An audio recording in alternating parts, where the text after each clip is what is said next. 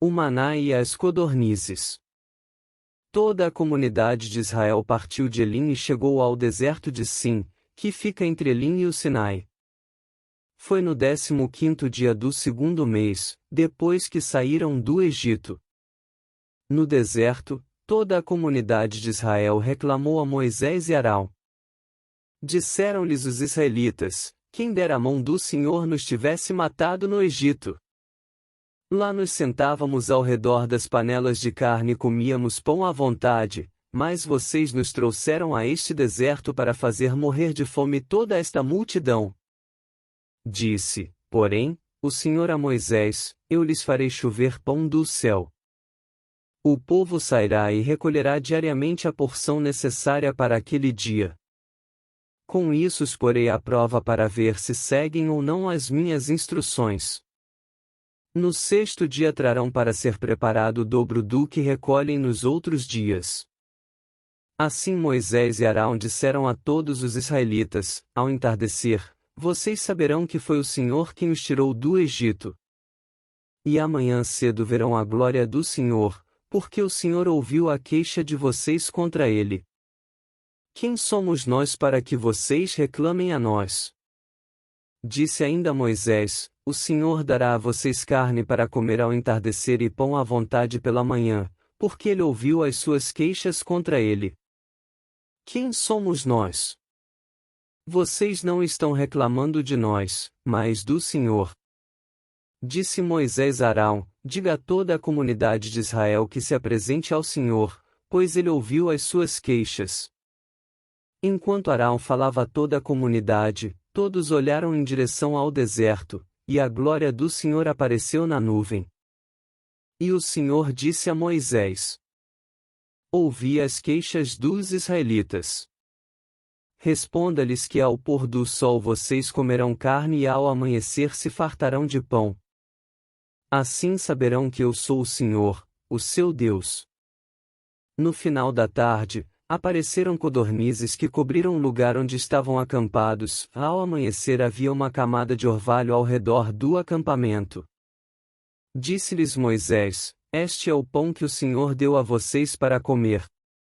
Depois que o orvalho secou, flocos finos semelhantes a geada estavam sobre a superfície do deserto. Quando os israelitas viram aquilo, começaram a perguntar uns aos outros: que é isso? Pois não sabiam do que se tratava.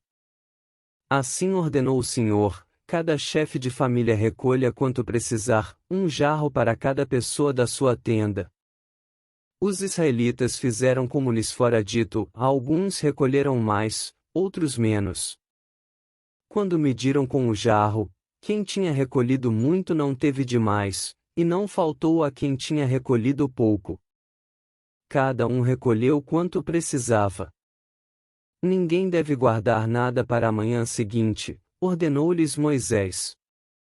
Todavia, alguns deles não deram atenção a Moisés e guardaram um pouco até a manhã seguinte, mas aquilo criou o bicho e começou a cheirar mal. Por isso Moisés irou-se contra eles. Cada manhã todos recolhiam quanto precisavam, pois, quando o sol esquentava, aquilo se derretia. No sexto dia recolheram o dobro, 2 jarros para cada pessoa, e os líderes da comunidade foram contar isso a Moisés.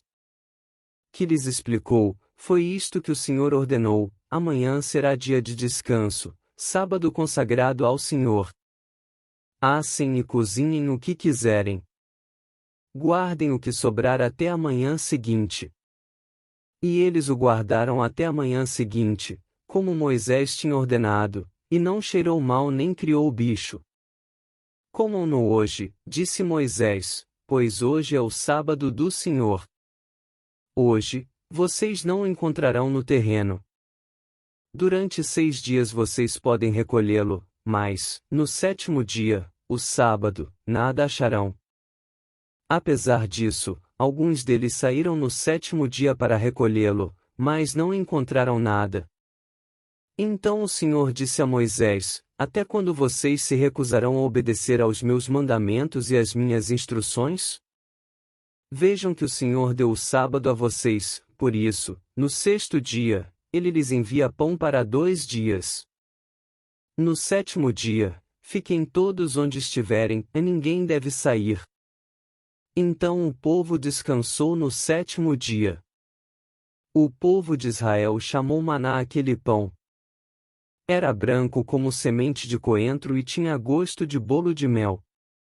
Disse Moisés: O Senhor ordenou a vocês que recolham um jarro de maná e que o guardem para as futuras gerações, para que vejam o pão que lhes dei no deserto, quando os tirei do Egito. Então Moisés disse a Arão: Ponha numa vasilha a medida de um jarro de maná e coloque-a diante do Senhor, para que seja conservado para as futuras gerações.